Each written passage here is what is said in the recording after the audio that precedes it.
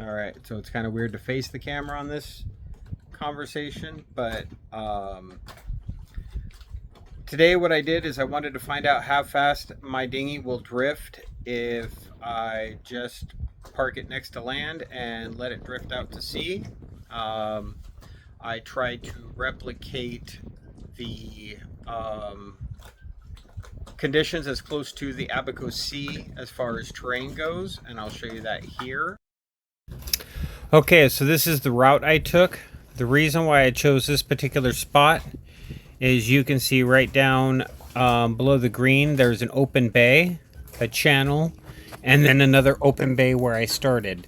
And that reminded me as close as I could to reproducing the Abaco Inn channel, where there was land, body of water, a channel, and then where the incident took place.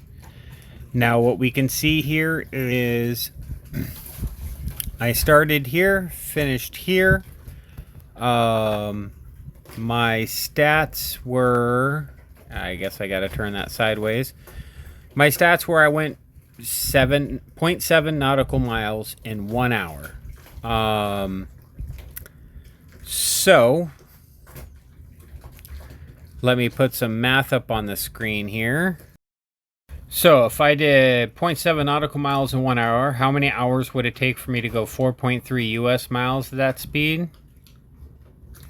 And then it's going to give me all the calculations. 1 nautical mile is approximately 1.5 statute US miles. Since you're traveling 0.7 nautical miles per hour, also known as 0.7 knots, we multiply blah blah blah blah blah blah blah blah blah blah.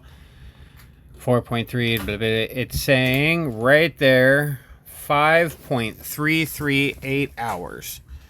Now that is with wind between 10 and 15 knots for the hour I did.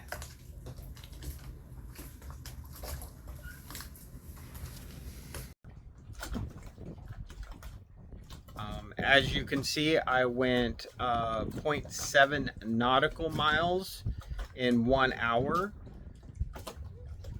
And then if you look at the charts and Google Maps from here, you can see where the incident occurred and where Brian came to shore was 4.3 US miles or statute miles.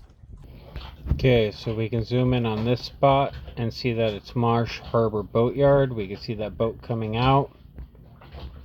We go across the Sea of Abaco.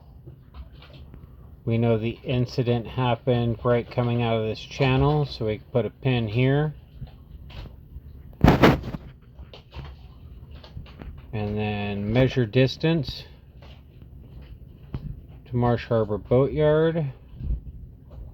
He wound up on ground, so right about there. So we're looking at 4.3 nautical miles is how far he drifted. So then we have to do the math, which you can see here. So in conclusion, it is saying that in 10 to 15 knot winds, it would take 5.3 hours to drift that distance. Now, at no point did I paddle. I just literally laid in the boat. I will probably put in some clips of me just laying in the boat. I'm not going to subject you guys to the full hour-long video of me laying in a dinghy, eating a sandwich, and explaining to every boat that goes by that I was fine.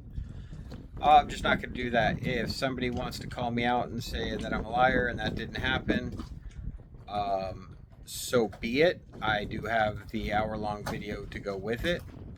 But again, the winds were 10 to 15.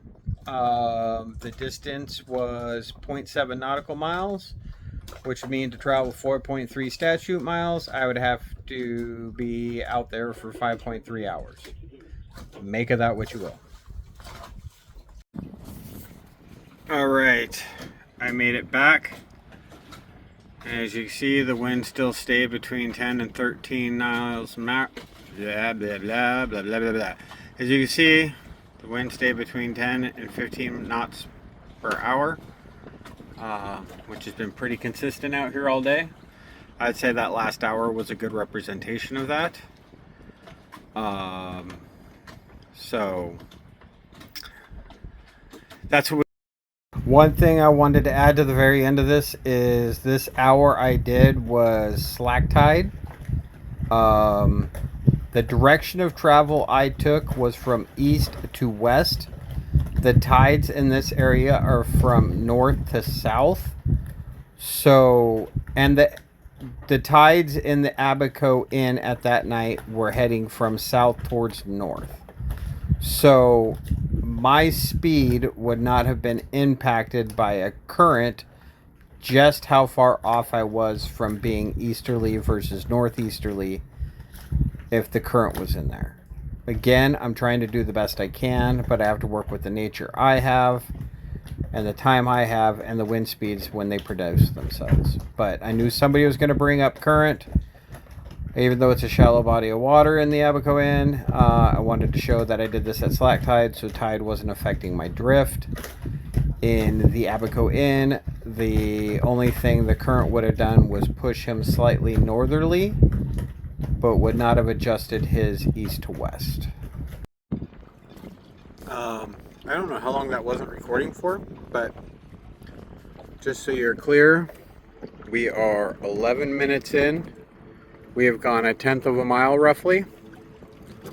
So speed over ground, we're almost up to 1 knot. Josh just texted. Oh, he said he heard me.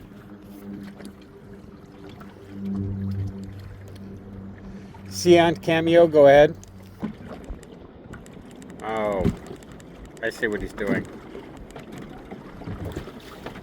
Seant, this is Cameo, stupid on 69. How you doing?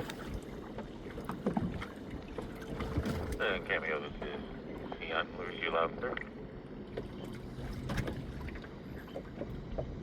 So I'm out here working on my tan. I'm kind of curious what the wind speed is where you're at.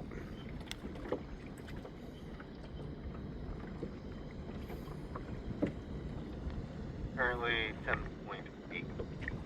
So 10 knots of wind.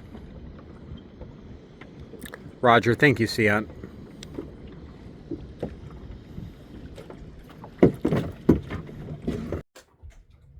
So in conclusion, after doing all that math and looking at it and taking into consideration that my dinghy is heavier, but yet it gets more windage, but the weather conditions were only 10 to 12 to 15 knots. He's reporting 20 knots, which I think would make it go faster, but my boat might make it go slower. My dinghy motor was down. I don't know if he lifted his dinghy motor. The end result of this is it is completely inconclusive. If you want this to be damning information, you'll use it for that. If you want it to be exonerating information, you'll use it for that. I do believe this test needs to be redone, but I was asked to do this test and I did it to the best of my current abilities out here without his exact gear, his exact location, and his exact wind conditions.